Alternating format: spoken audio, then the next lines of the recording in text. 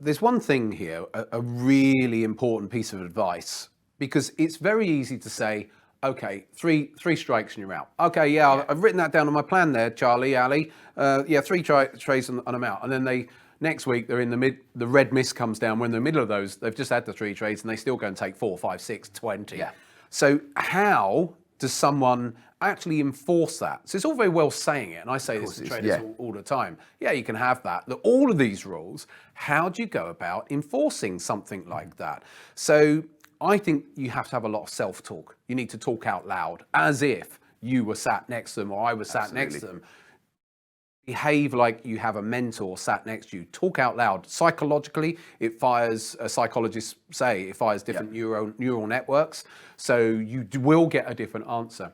And you need to use strap lines, get them written down. Like, I can't afford to take this next trade. Yes. What if this next trade is a loser? Because a lot of people are like, well, I'll take this one because if this one's a winner, that'll make back my losses. Well, yeah, but what if it's not?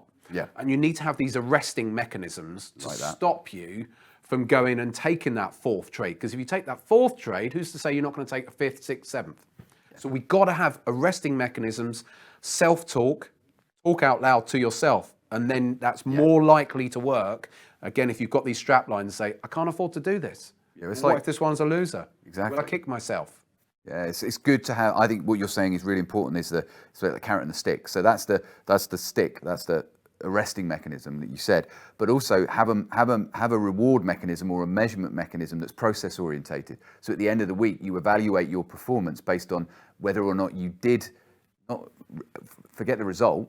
Whether or not you stuck to your rules, whether or not you didn't take that 4th trade. So create mechanisms that when you assess your performance, it's not a pure assessment of whether or not you made money that week. Because that's what's ultimately driving the decision to take the 4th or 5th trade is your want and desire to win back your losses. So yeah, a little bit of carrot and stick.